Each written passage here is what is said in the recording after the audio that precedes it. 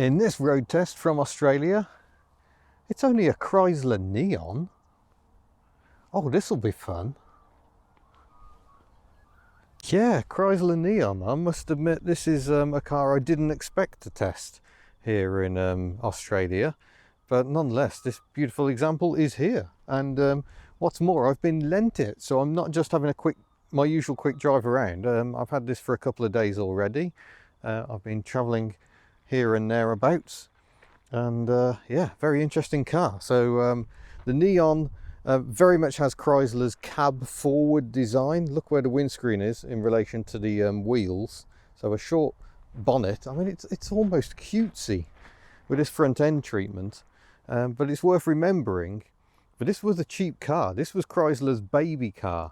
Ignoring any imports, this is American built and tiny by American standards. This is a cheap compact car, and quite an interesting one. So it's an all new design, which is quite impressive. Snazzy chrome alloys going on, and apparently 33 months from conception to production. They kind of changed the way they did things. Quite an interesting car. A lot of employee feedback on the production. How can we make it better? How can we improve things? The styling is definitely unusual, and they did try and sell it around the world as well. Australia, New Zealand, UK, Asia, I think as well. So it was kind of trying to be a world car. It was trying to take on the Ford Mondeo, and not dissimilar really. The Mark 1 Mondeos also had a fairly cab forward stance, and I really like the Gorky styling because it makes it different. I can't say it's pretty. In some ways it reminds me of a Subaru Impreza once you strip all the silly spoilers away. It's quite an interesting car, and I've never been anywhere near one. In fact, I've never been anywhere near any Chrysler really, so it's been educational.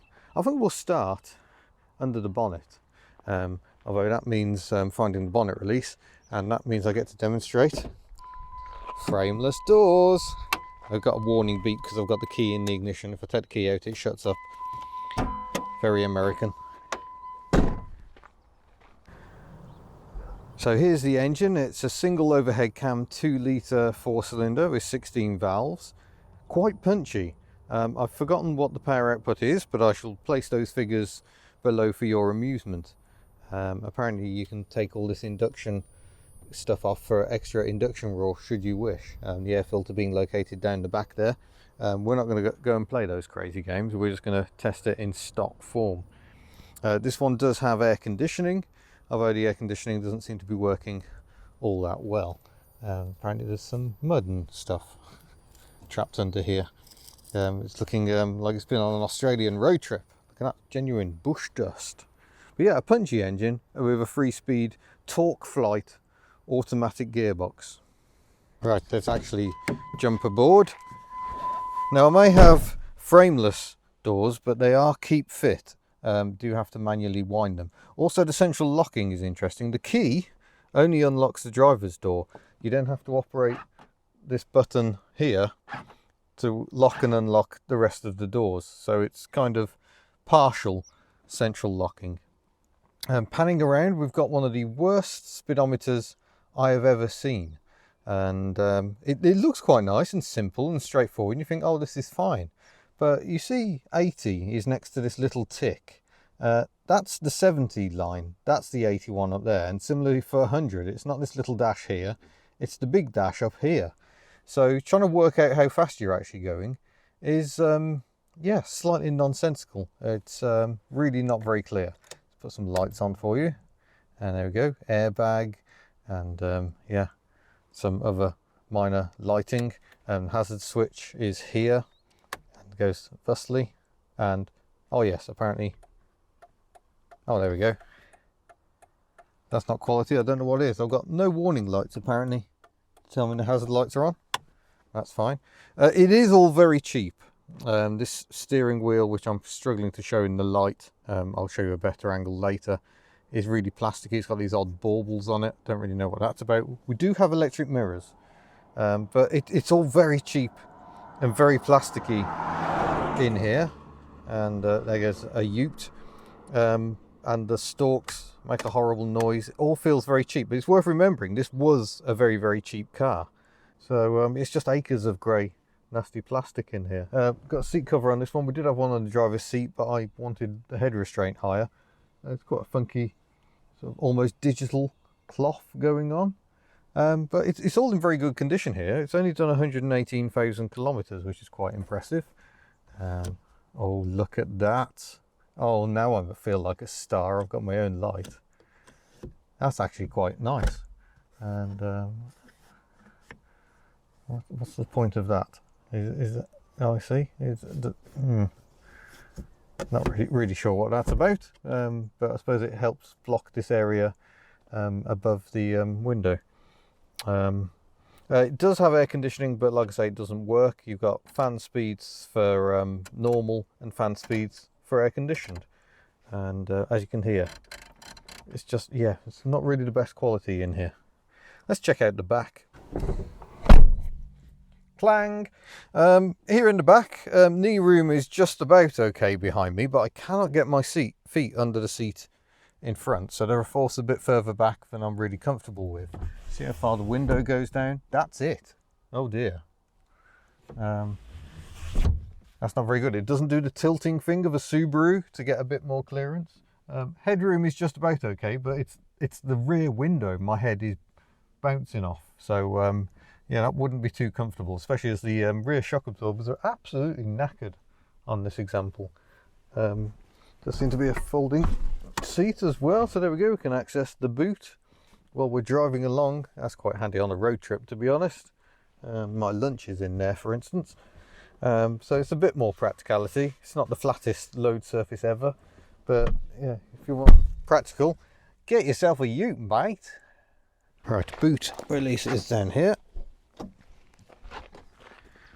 I've accidentally operated the central locking, and it's a good sized boot, really. There's a fair bit of stuff in here, including my lunch and my lovely wax jacket, but a decent amount of space. I'm guessing that's the spare wheel under there. It is a little space saver, but yeah, decent space, low loading point, so all the good. And it comes equipped with HubNutter stickers, which are available from the store. Head to hubnutter.org and look for links to the store. Handy link. Look at this though, very 90s neon, and yeah, I love this stuff. I really do. Right, we'll get you loaded up and we'll go for a drive, because I'm actually going off to test drive a Toyota Crown this morning, but I thought I'd do a quick test on this Neon along the way. One of many classics I've borrowed on this trip, and I'm very grateful. Right, we shall start up the engine. I can't say the engine's the smoothest engine I've ever encountered, but it's okay, it's not terrible. We've got intermittent, variable intermittent, which is quite handy, but if we do a wiper test, I'm afraid the news is not good. We've got just a hint of triangle of doom here, and the blade also doesn't get that close to the screen edge, so I think they could have spent a little more on that. So yeah, there's the dribble. You can just see a dribble forming up there. Fortunately, in this heat it will soon evaporate, but it's a shame because I've put a decent crank on that passenger wiper arm. It just needs to go like an inch further and it would be fine. Put it on really fast. Will it get rid of it? It's trying to get rid of it, but no, it's still just a hint of triangle. So that's poor design in the scheme of things, really. I mean, they do a pretty good job. I'm going to give them 7 out of 10. I've just noticed dual airbags, but we'll get you in the mount and go driving. Right, tally ho, and away we go. Quite a nice little gear selector down there. Like I say, only a 3-speed unit.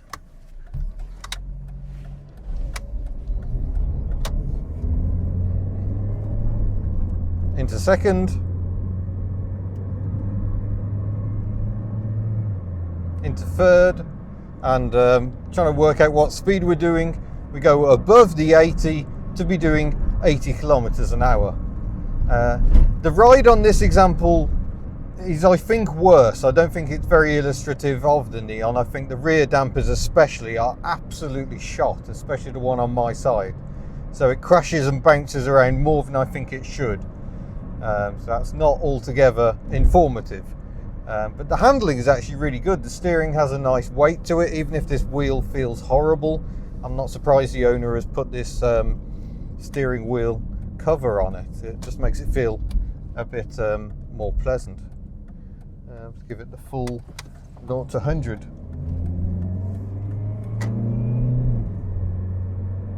Oh, it changes early, even with my foot flat to the floor.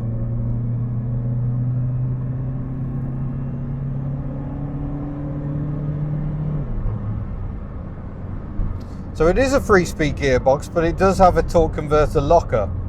So at 100 kilometers an hour as we are now, it's doing just below 3,000 revs, which isn't as bad as I expected for a 3-speed gearbox. And it is smooth. It flares a little going into third when cold. Maybe a change of transmission oil would help it there. Or maybe the level's just a little low. And once it's warmed up and expanded, it then behaves just fine. But yeah, it goes really well. It's not throw you back in your seat quick, but it's got really useful punchy mid-range, so you can cover ground quite well without having to try too hard, which is in a country like this increasingly my preferred method of transport. I'll save the hyperactive little tearaways for the roads of Wales. But yeah, I mean, the handling's competent. It feels like a decent car. What lets it down is just the build quality. It just feels cheap, and that's fine in America where it was cheap. But I understand they were priced to sell rather better, or you know, more competitive in the UK, so more akin to the cars it was competing with, and the quality isn't there for that. There's no one about, so I'm just going to quickly slam her into first. And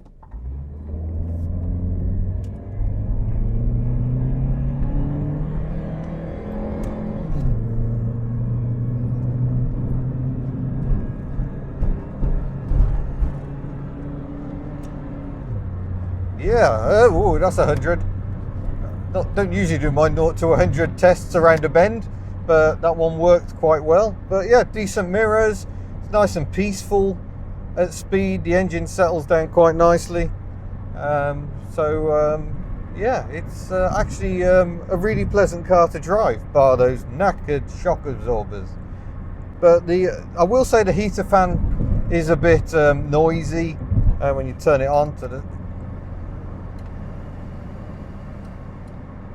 Even on the second position, when you're driving around town, it just feels a bit obtrusive into your ears. But while the seats are firm, they're certainly comfortable. And so yeah, I reckon this is a really nice car. They seem to have all vanished in the UK. I'm frankly amazed I've managed to find one in Australia, but there you go. This trip has been full of surprises. And I don't think anything screams HubNut more than driving the Chrysler Neon around Victoria in Australia. So I am a happy boy indeed. Thank you to Dion for letting me borrow this car for a few days. I will say the one thing that really impresses, we've got frameless doors going on here, and the levels of wind noise are remarkably low. That's in stark contrast to a lot of Subarus I've driven. Subarus of a similar age or even younger. Everyone I've driven down here in the Antipodes has had horrific wind noise because I think the seals have dried out. That doesn't seem to have happened here. But yeah, it's very quiet. Of course, as soon as you open the window, things get a bit noisier, especially as the glass moves away from the B-pillar. So I've got a gap down the back of the window, not just at the top. But you still wouldn't describe that as horrific, I don't think.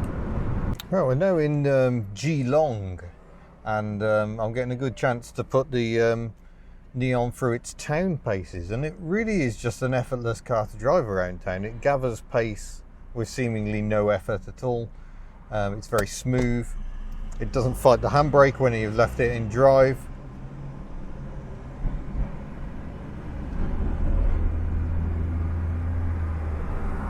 Just very smooth, very easy. The visibility is good. Yeah, it's a very likeable car. Oh, We are just leaving Yarra Glen, where we've just attended a British and European car show. Neon relegated to the car park, but yeah, this is kind of Yarra Glen. This is the Yarra Valley. It's a little mini moke. Lovely. And yeah, a lovely spot. But it's about to get quite hilly and twisty, so I thought it might be a good idea to get back on the Neon test drive. So we'll get you set up in the mount and we'll have a hurtle up this hill. Right then, ladies and gentlemen, let's make sure the charger is actually charging. Into drive. As goes an MGB. How did I give a 4-cylinder car that nice an exhaust note? Because that Subaru has ultimately failed to be nice. And just going to see what the Neon can do.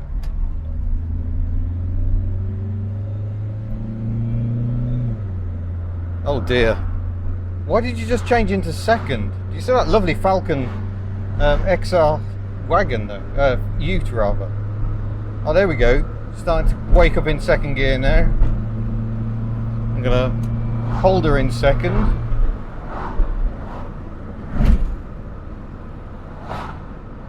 And we'll turn her in. 48 kilometers an hour when it said 35, but we survived. And the steering is really quite good. On this hilly terrain, the performance is feeling flat, and I think that's largely because it is a 3-speed gearbox, so it just hasn't got the shortness of gearing to help it on a hill. So what works fine on the flat, not so good in hilly terrain. But I really want to say how much I do like the Neon. I wish this one had better dampers, because frankly it's actually painful at times. It's bouncing so viciously at the back, but it's actually a really nice car to drive. I've been very impressed. And let it not be forgotten that the Chrysler Neon underpinnings went on to great service in the PT Cruiser, a vehicle I'm definitely keen to try, and even more so after this, to be honest. Well, there we go. My week-long test drive of this Chrysler Neon is at an end, and it's really good to spend some time with a car and actually drive it around. You get a feel for things that frustrate you as well as things you like. Generally, overall, I've really enjoyed this car. It is actually a pleasure to drive. It just steers well, it goes well, the gearbox is nice and smooth. It's actually really enjoyable to drive. This particular example has knackered shock absorbers which do detract slightly. I would like to try one in good condition just to see how it compares. Other minor niggles, we've got wipers with a slight triangle of doom. We've got a heating system. The fan doesn't seem to move much air but makes a lot of noise doing it. If the air conditioning was working, that wouldn't be an issue because you wouldn't need the higher fan speeds. And what else? There was something else. Interior quality. Yeah, the plastics are grim. And I mean, these are quite cheap to buy at the moment if you can actually find one, so that's not an issue. But when these cars were brand new, I think you would have minded the state of that interior. But yeah, a very likeable car. Got this cute little face, which is, I mean, you just don't often see that on larger cars. Cute faces tend to be for little cars, but yeah, I really like it.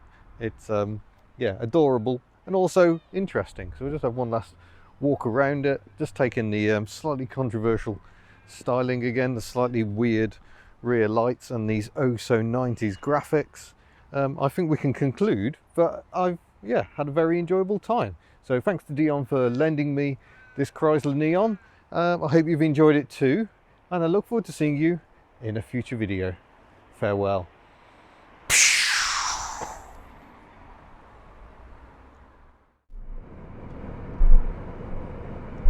So now we say goodbye to the Chrysler Neon, because I am aboard a Ute. Bye bye, Neon.